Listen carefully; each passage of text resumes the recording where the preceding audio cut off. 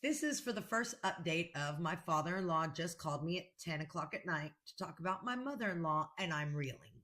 So for those of you that may have missed the first one, obviously go back and look because it's interesting.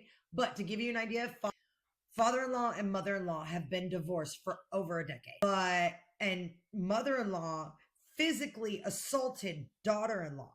And father-in-law is basically coming to daughter-in-law stating, well, when are you going to remove the boundaries and let mother-in-law, full access again? And daughter-in-law is like, I don't trust her. She physically assaulted me. I have a 6-month-old baby. No, thank you. Okay, on to the update. So father-in-law called me this morning to finish the conversation and told me that he was choosing to cut us out of his life. His son, his current only grandchild, and me. And basically told me that he was choosing to cut us out of his life. His son, his one and only grandchild, and myself. Because he felt so guilty about him being able to see us and not mother-in-law.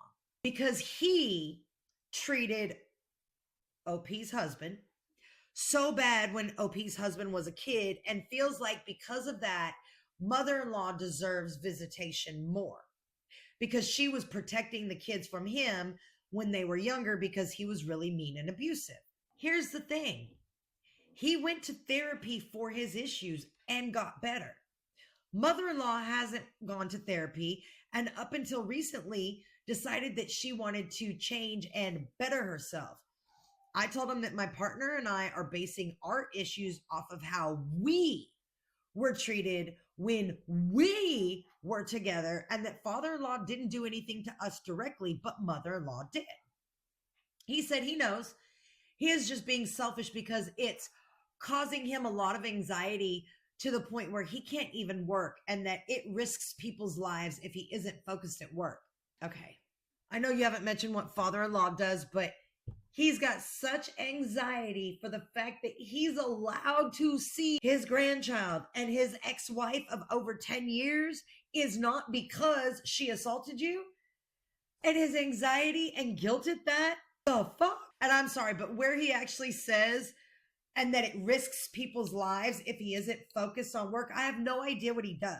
But if his mental stability is teetering back and forth so bad because of a situation that is none of his damn business, then whatever profession he has is the wrong profession for him if he is responsible for anybody's safety. Just saying.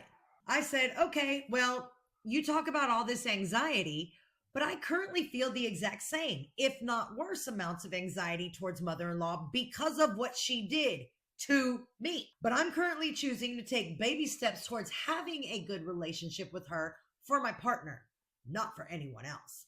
He then went on to say that, well, everybody has a choice and you can either choose to be the bigger person and commit to it, or you can choose to take the easy way out and say sorry about it. I then said, so you're choosing to take the easy way out? He paused, then said, at this current time, I am. The fuck? The fuck? So, to me, he's being a huge hypocrite, basically trying to pressure and guilt us into having a relationship with mother-in-law. But he can take the easy way out and just be allowed to walk back into our lives willy-nilly? Like what? He said, when she comes of age, talking about OP's child, old enough to understand, and if she decides she wants to talk to him, then he'll tell her the truth. Okay, so now he's straight up saying he doesn't want to ever see your child again. But hey, when your kid ages out and is an adult, then I'll tell her the truth. Tell her what? That you were a piece of shit that decided you didn't want to be in any aspect of her life because of something that had nothing to do with him, was none of his business, and because he wanted this grandchild's mother to just be around the person that tried to physically assault her. Bye, dude. Sayonara. Take the fucking express lane to hell for all I care. There is no way on God's green earth that you, sir, are going to lay down a threat of, I will never, ever see my grandchild. But when they age out, then I'll tell them the truth. Tell them what truth? That you're a piece of shit? a manipulative, emotionally blackmailing piece of shit who puts his nose in business that has nothing to do with him. Hey, Kyle, Mr. Karen, because that's exactly what he is. He's a piece of shit. Like, what? He said when she comes of age, old enough to understand, and if she decides she wants to talk to me, then I'll tell her the truth. That I felt like I shouldn't have a relationship with her because of my guilt of how horrible of a father I was to her dad. That's not the truth. He just said he would tell her the truth, but that's not the truth. He's choosing not to be in that child's life because you won't let his ex-wife be part of that child's life currently. And it's not that you're not allowing her to. You've set boundaries and she's chosen to play the victim instead of accepting your boundaries and trying to work on moving forward. No, the audacity. Oh my God, the audacity is quite large here. He's expecting an enmeshed family dynamic because that is what he is used to. My family is not like that and never will be. Amen. I attempted using a few examples of the assault to get him to understand. Example, how would you feel if someone, a part of your family, physically assaulted your current girlfriend? Our side of things, and he kept saying things like, that's not what I'm talking about. That's not the point. He also said that, well, I don't know how I would feel because it's never gotten to this extreme in our family. We just let things go because we're family. And I think a lot of the problem with the family is that we feel like my partner picked you over his family. See that right there? Did you hear that?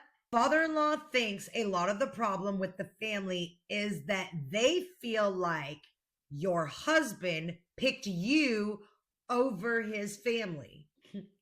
No, your husband chose you to start his own family, with your daughter. And his family would have been included, but his new family is the one that he's building. His life with his spouse, his children. And the fact that father-in-law just says that they feel like he picked you over them lets you know that father is just as fucked in the head as mother-in-law is. He just didn't get active with it. But let's see how deep this fucking shit pile gets. This was hurtful because for our family, we always have each other's backs on everything. Isn't that what a partner, husband, significant other is supposed to do? We are the family he decided to create. And we are definitely a priority over the family he came from. Yeah, you remember father-in-law, the one where you actually said you were mean and abusive? So, what? So I don't know what he's expecting. To me, that's not normal. Amen. Edit to add to the above paragraph. He told me that he wouldn't know how he would feel, but he would pick his family over any relationship. Okay. Then here'd be my question. If he would pick his family over any relationship, what does he consider your mother-in-law? What does he consider your husband? Because by that logic, his family ended at his parentage. We already know he's not married, and I don't know why they got divorced, but literally what he's saying makes absolutely no sense because he sees his ex-wife and his son as his family, but he does not see you and your husband and child as a family. That's insanity personified. I honestly think that he is I honestly think what he is choosing is seriously fucked up. And I told him that, and I shit you not. This man agreed with me. Then went on to say he's doing it for his own selfish reasons. I'm like, okay, you're just making it easier for me. Now I don't have to be the bad guy.